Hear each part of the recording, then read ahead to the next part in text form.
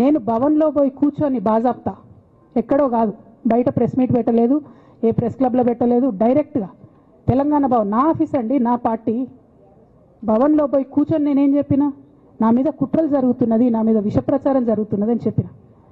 నేను రామన్నను బుజ్జగించి గడ్డం పట్టుకొని అడుగుతా ఉన్నా, అన్న నీ చెల్లెని,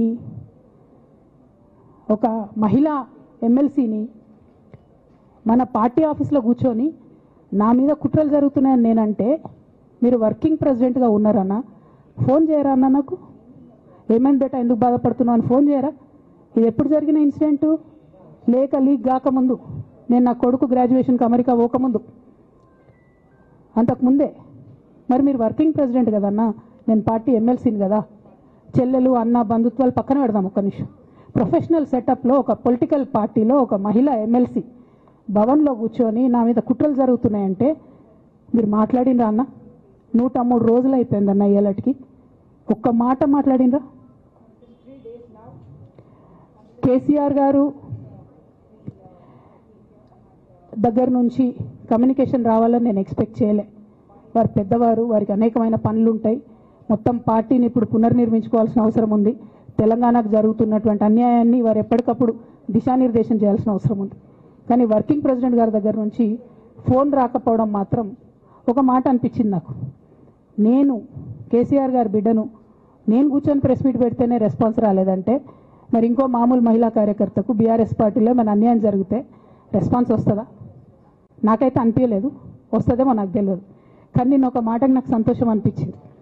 నాకు నోటీస్ రాగానే అక్కడ మహిళా ఎమ్మెల్సీలు కూర్చొని, మహిళలందరినీ కూర్చొని, ఫస్ట్ టైం అనుకుంటా భవన్లో 5 మహిళలు కూర్చొని ఇండిపెండెంట్గా ప్రెస్ మీట్ మాట్లాడింది.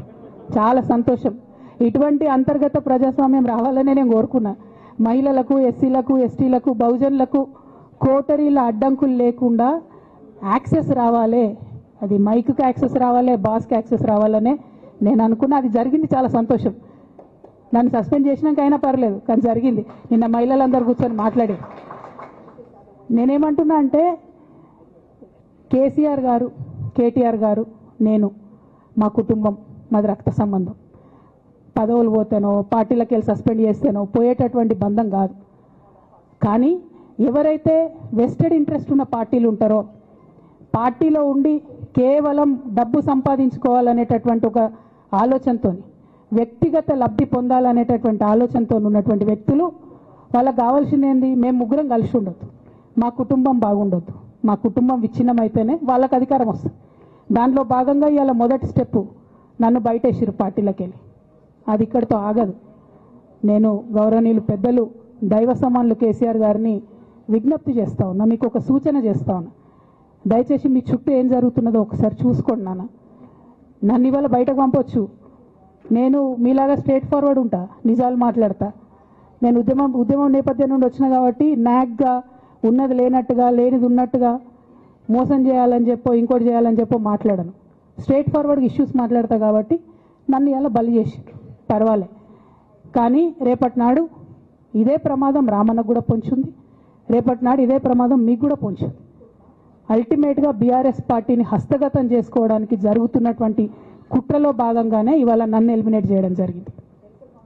నేను ఇవాళ ఓపెన్గా అడుగుతా ఉన్నాను, హరీష్ రావు గారికి నేను సూటి ప్రశ్న వేస్తున్నా, ఈ రాష్ట్ర ముఖ్యమంత్రి రేవంత్ రెడ్డి గారు కూడా నేను సూటి ప్రశ్న వేస్తున్నా. నా మీద కుట్రలు ఎప్పటి నుండి ప్రారంభమైనాయి? అయితే ఆ వ్యాఖ్యలు వారు ఎందుకు చేశారో అది వారి విజ్ఞతకే నేను వదిలేస్తున్నాను. నీ పోరాటం ఎవరి మీద?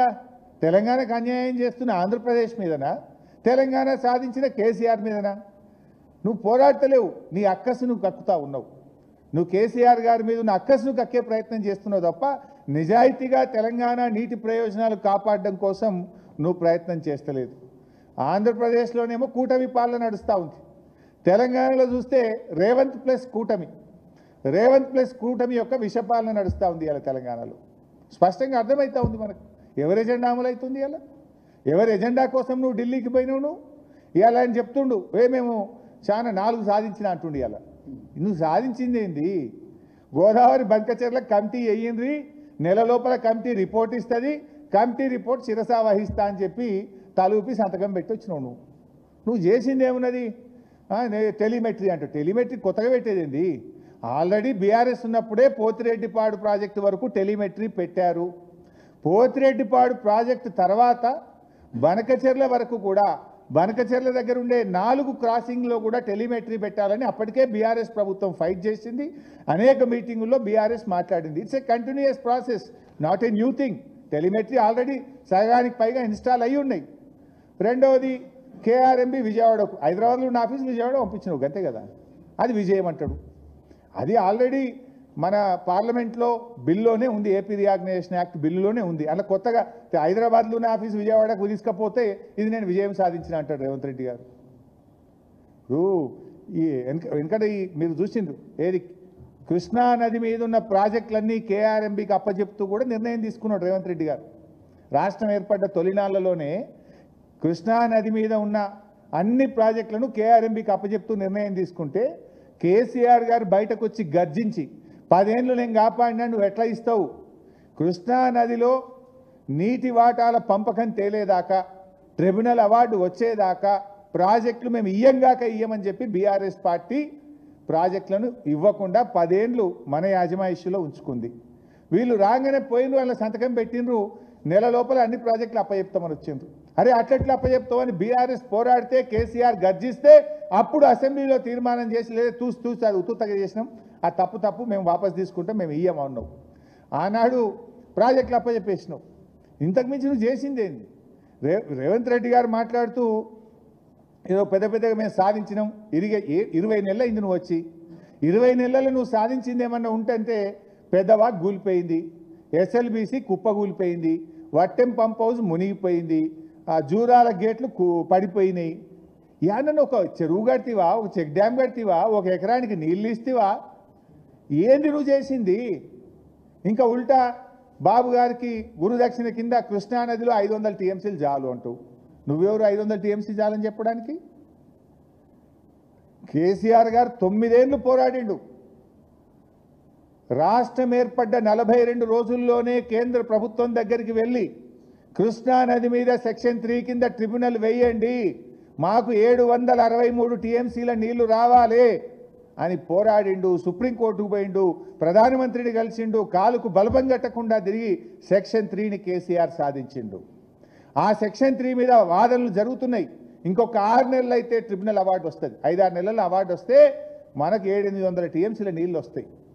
ఒకవైపు అంత మంచి వాదనలు మన ఇరిగేషన్ డిపార్ట్మెంట్ వినిపిస్తుంటే రేవంత్ రెడ్డి గారు 500 చాలంటాడు, ఉత్తమ్ కుమార్ రెడ్డి గారు 575 చాలంటాడు. ఒకవైపు డిపార్ట్మెంట్ 763 అడిగితే ముఖ్యమంత్రి 500 చాలంటాడు, నీళ్ల మంత్రి 575 చాలంటాడు. ఇది మీ అవగాహన రాహిత్యం, మీకు చిత్తశుద్ధి లేదు అని చూపించేటువంటి దానికి నిదర్శనం. మేము ఇవాళ దాదాపు 17,25,000 ఎకరాలకు కొత్త ఆయకట్టు తెచ్చాం. 9 ఏళ్ళు కొత్త సంసారమైనా 2 ఏళ్ళు